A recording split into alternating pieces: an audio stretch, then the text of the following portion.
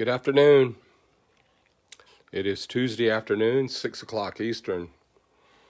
I have Tech Talk, Charlie, Emerson, Jerry, Chuck. Hey, Chuck. Hey, Jerry. Thank you all for tuning in. I have a cold.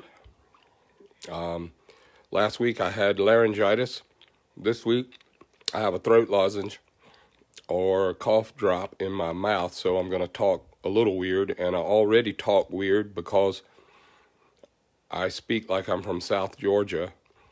And you friends all over the world, thank you for dealing with that all these years. I don't speak very concisely, but I do love sharing what I think I know to you guys. Hey, JJ. Hey, Bryce, Cash. How about that, man? Cash. That's a cool name, and Bryce is a cool name. So far, you guys got the best names. Maybe if I ever was reborn and had another kid or something, maybe I'd name him Cash Bryce. That would be cool, wouldn't it? Co. Hey, Co. Champ. Jay. Mike, my brother. David. Charles.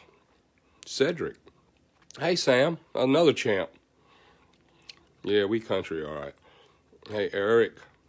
Thank you guys so much for checking in. Hey, John Davis, God bless you, man. Tim, Ken, I wanted to tell you thank you for tuning in religiously on this, because I know this time of day over in the East, some people are just getting off work and driving home. Some people are already home. But I would like for you to understand that I am going to try my best to record this for a later viewing. Marty, Randy, Pete. We put it on, Jackie and Julie put it on YouTube. Our channel is called Star Racing GA, StarRacing GA, and I think there's over 100 Tech Talk Tuesday episodes on there. I'm amazed that I've been able to come up with enough things to talk about and think about. Hey, Ricky. Hey, Daryl. My man. Oh, Stunt. Saban Stunt. Theodore. So I wanted to say, Paul, thank you again for tuning in often to watch this. And I also want to tell you, if you do miss it or if you come in late, you can watch it from the beginning if you go to my Facebook page and see where it will have been posted live, and it will stay there for a long, long time. Also, I will send the recording of this to Jackie, email, and then she will post it on the YouTube channel. So it'll be there forever, I think. Tyler, Stephen, Pete, some good names, good friends, longtime friends here. It's Tech Talk Tuesday, number 118. I'm going to talk about what I think I know about exhaust. I write this down. This is my standard disclaimer, because I'm not speaking to you from an opinion of my expertise or my all-knowing stance. I am learning as fast as I can. Even though I'm older now, I still learn every day. I love doing these episodes because it helps me fortify what I think I know, and it also helps me uncover what I did not know. And the feedback from you guys is incredible. I get great feedback. What about this and what about that? And you misspelled this and you did the math wrong and I think it's this. And please don't be scared to what you think is a challenge to me. It's not, man. Feedback is awesome. It's like when you make a mistake, I'd like to know why I made the mistake, and I'd like to know what I should have done instead. And my book of all this information, not my book, sorry, I didn't mean to say that. My depth of understanding is from thousands of mistakes, just like yours. We all make mistakes. We learn from them, and then we turn it into knowledge. Sometimes we do things right, and we take that and turn it into knowledge. I do have a head cold. I have been tested. I don't have the virus. I posted a negative on the results, so I'm just going through a head cold right now, and it has messed up my voice a little bit and stopped up. I do feel better every day. Going back in time a little bit, I wanted to tell you I haven't talked to you guys since I went to Hogs Gone Wild in Silver Dollar Motorsports Park in Georgia. The weather was absolutely gorgeous. We had a little tailwind, and we had some 70-degree weather. It was a little bit warm on Friday. I ran good on Friday. I went back Saturday and made a couple of runs. I started to feel bad that day. It wasn't anybody's fault, but I did get to go in the 9s on Buck. I missed third gear, went 10 flat. I missed fourth gear one time, and I missed fifth gear one time. Out of the 4 runs I made, I missed a gear almost every run. It's not anything but my excuse for why I missed the gears. The mistakes I made were I wasn't ready to go that fast in my mind. I think that I am 67 years old, and I'm not going to say that's why I go slow. I think it's just that I have to program myself and think really hard about what I'm going to do and make sure that I focus on the procedure so that I can get the results I'm looking for. So I will pull the transmission out. I will send it to a friend that does really great transmission work. I know a couple of them that are really good that make these things nice, and I know that A1 Cycle in North Carolina, Mike Beelan's company does really nice transmission back cutting, and of course Mark at R&D, and there's several other guys on here that do really nice transmission work. It's not a hurt. The transmission's not hurt. It's just that I have to be more deliberate, and when you weigh 200 pounds suited and the bike is trying to go 0 to 110 miles an hour in 6 seconds and no tire spin, and it wheelies a little bit, sometimes it's hard to get your foot up to the floorboards and shut the throttle off, put it in the next gear, open the throttle back, and do it quick enough to go 9 seconds doing it. And there's not many people out here that race 900-pound Harleys or 1,000-pound Harleys that are going 9-second ETs foot shifting. The air shifter, the auto shifter, all those two-step starting line RPMs, the Gen 2 clutches where you can just hold it wide open, throw the lever, and don't even have to worry about shift points has really made a lot of people go really, really fast. But in a 100% driver's race where you have to be in charge of how much power you put down and how much clutch you apply to the track and flooring it, waiting for it to get up to 7,500, shift to second, wait 7,500, shift to third, wait 7,500, shift to fourth, wait 7,500, shift to fifth, and go really, really straight. Don't turn over backwards. Don't spin out. Make good runs. And it's not as easy. I mean, it looks easy on videos. It looks easy when you're sitting in the stands watching people. And I have been to the drag strip with a lot of guys that have really powerful Harleys. And on the way to the track, they think their motorcycles are 10-second motorcycles. But their bike might be a 10-second bike, but most of the guys riding them are not 10-second riders. It seems easy. Just go out on the interstate and floor it and shift a couple gears, but taking off from a dead stop and not spinning out and not standing up, doing a wheelie and missing gears and going straight. It's harder than you think. So I'm giving myself an old man pat on the back for being able to go 993 at 136 miles an hour on that twin cam old bagger. It's all steel and chrome. It's a fast bike. I enjoy riding it, and I desire to make it faster. So that's one piece of news. Second thing is I noticed that the championship in NHRA drag racing right now is really cool, with Angel going really fast on her Vance and Hines Suzuki and Matt Smith going really fast on his V-twin S&S power plant. And then, of course, Steve Johnson has got his homegrown combination with the Mitch Brown's Monster cylinder head by Monster Products.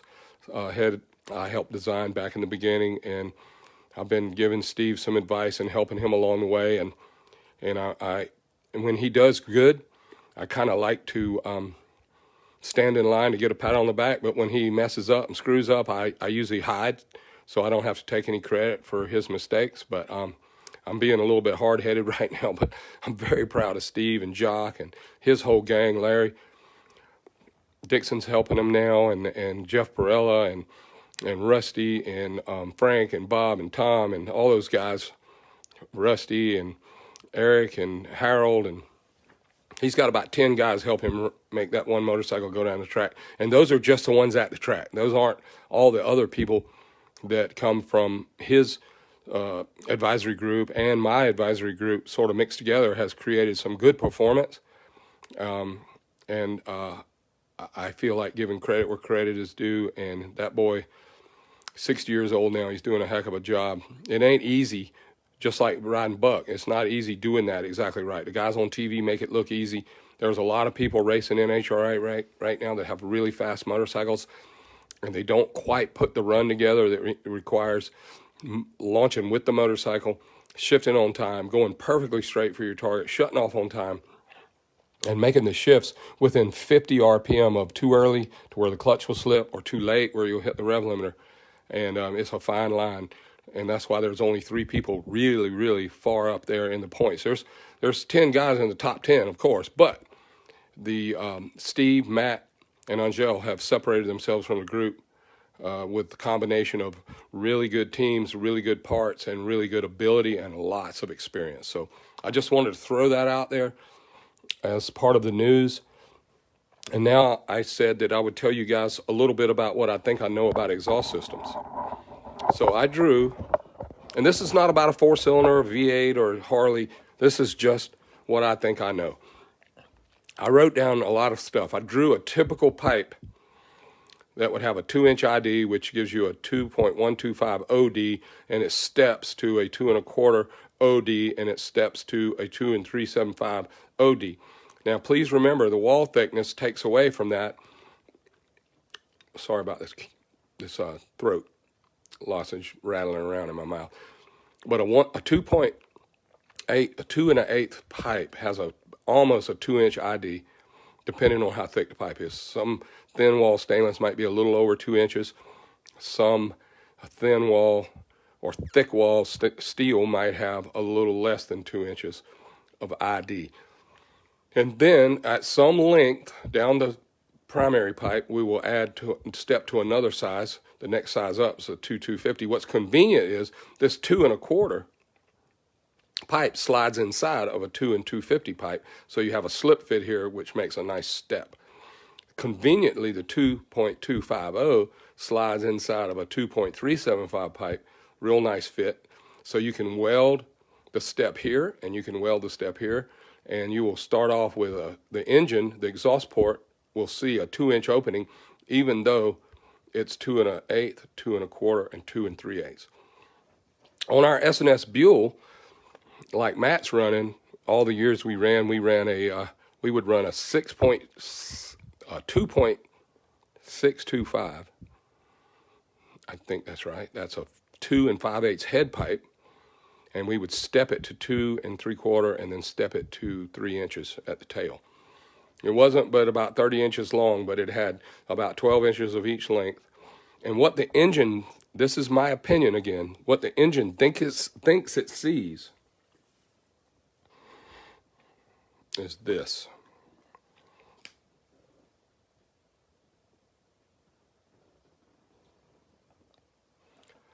These steps are here, and they do have an effect on the sound waves.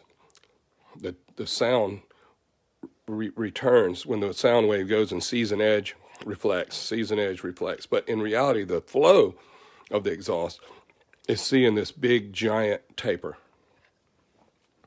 Because once this is full and flowing really good, a lot of this goes right by those seams or those gaps.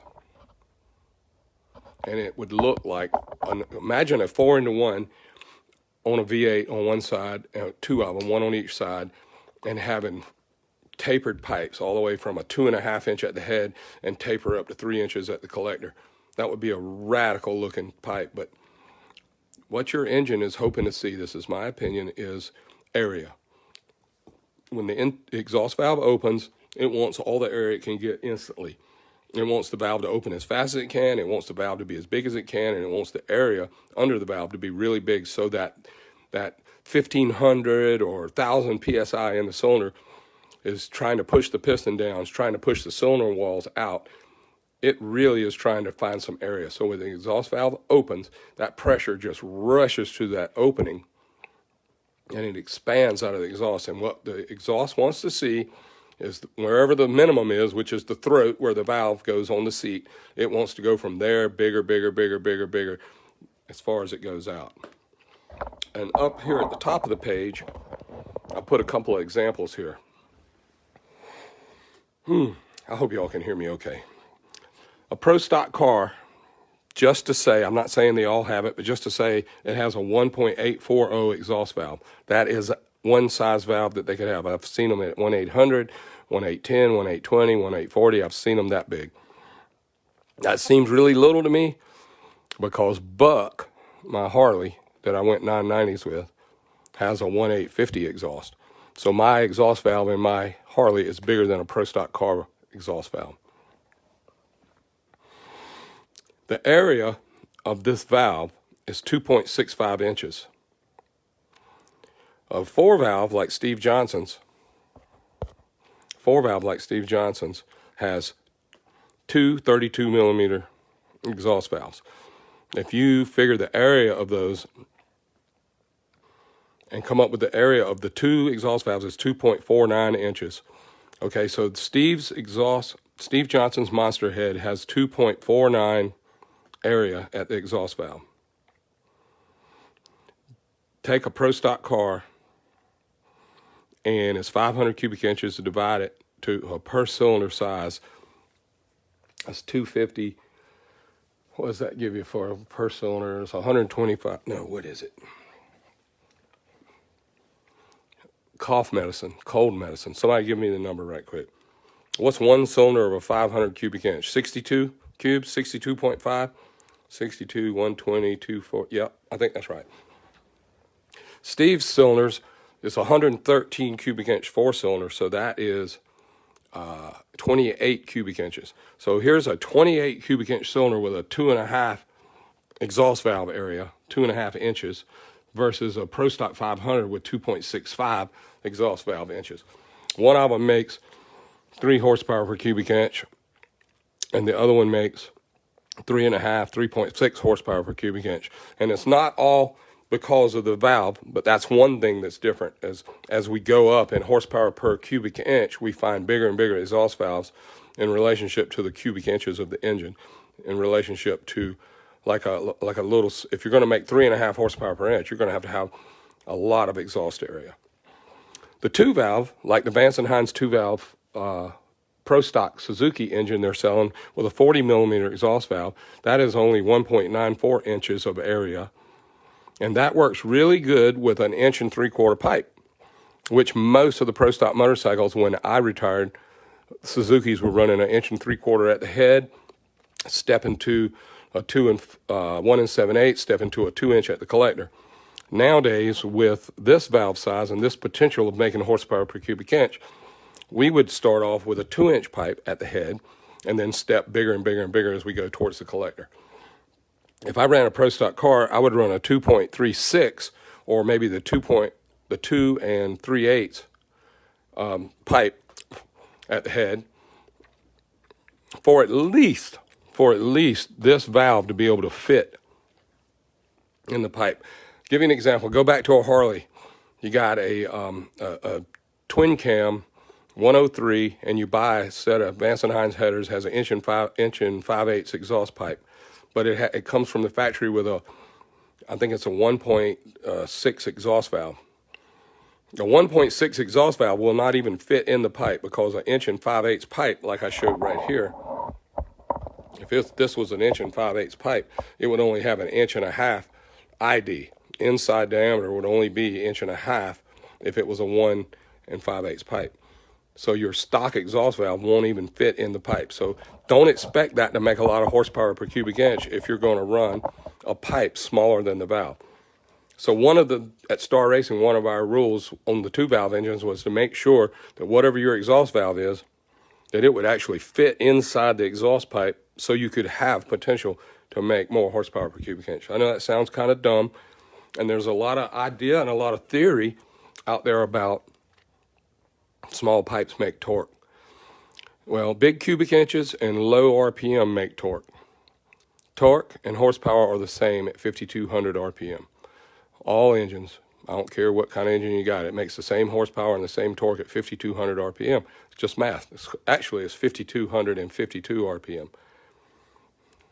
Take a swig. Now, my voice hadn't quite run out yet. If you go to the stock exhaust pipes on a Harley, you'll notice that it has two exhaust pipes coming out, but there's a connector between the front and the rear cylinder down by the collector. And what that does on like the newest baggers, say Road King, Road Glide, Street Glide, Twin Cam, Milwaukee 8, whatever, they have a pipe on the left side for looks. They have a pipe on the right side to handle the majority of the exhaust because it's straight through. Both cylinders come straight through that one muffler. And then right in front of the muffler, there's a little 90-degree T where a little pipe comes out, goes to the other muffler. And if you guys get down on your knee and look under your Harley and you'll see it, I call it an overflow pipe. Once the muffler on the right side under your right bag fills up and gets all the way full, then the exhaust builds up and overflows through that small pipe that goes under the engine, under the transmission, and goes to the left exhaust. So your left pipe, if you ever listen to one and feel the pressure coming out of the two pipes on your Harley, there is less coming out of the left one than there is the right one. And then the fastest one in the world is a nice 2-in-1. It has nice long big primaries that step from a big primary to a bigger, and then comes to a 2-in-1 collector, goes into one muffler. And if you have cutout bags, or you think that only people look at your bike from the rear, you got to have a muffler on the left and you got to have a muffler on the right. Well, the muffler on the left would be fake. I think Thunderheader calls it a falsie. D&D calls it a, what do they call that thing over there?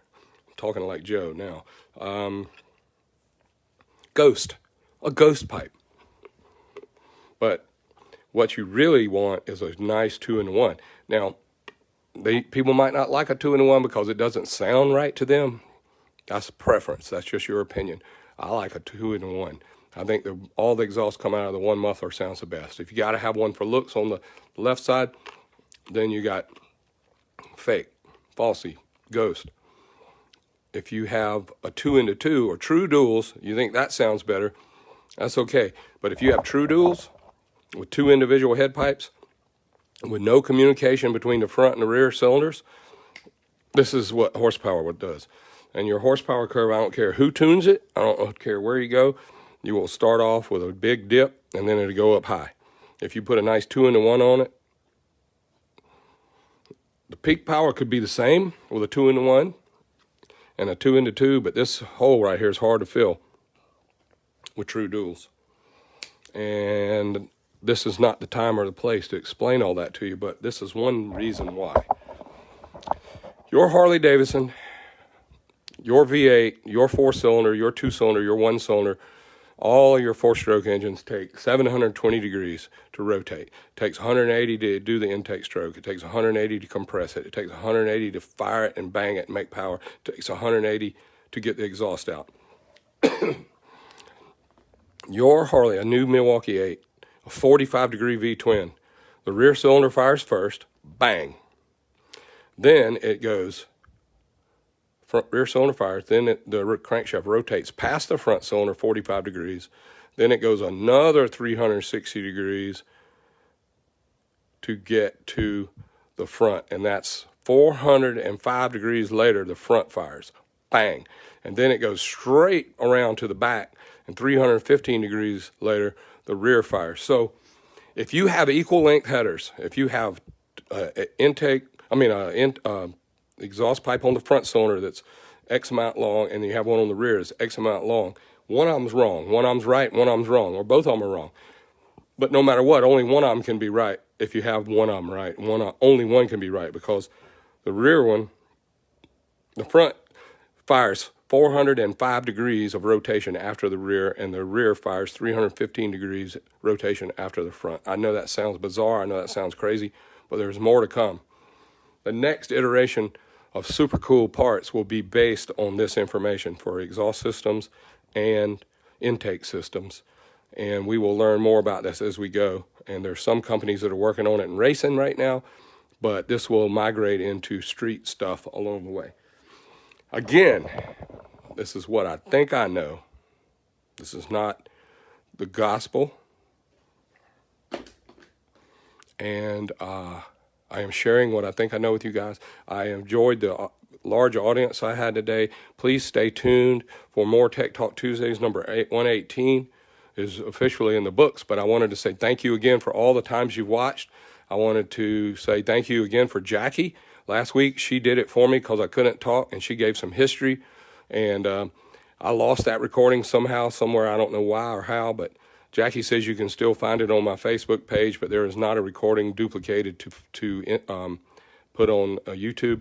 But thank you guys again. May God bless y'all. Please send me questions. Please send me comments. Email me, text me, message me, IM me. And I love to respond to the questions and the ideas, and I love sharing this information of what I think I know with you guys. May God bless y'all. Have a great night. Talk to you next Tuesday. Amen.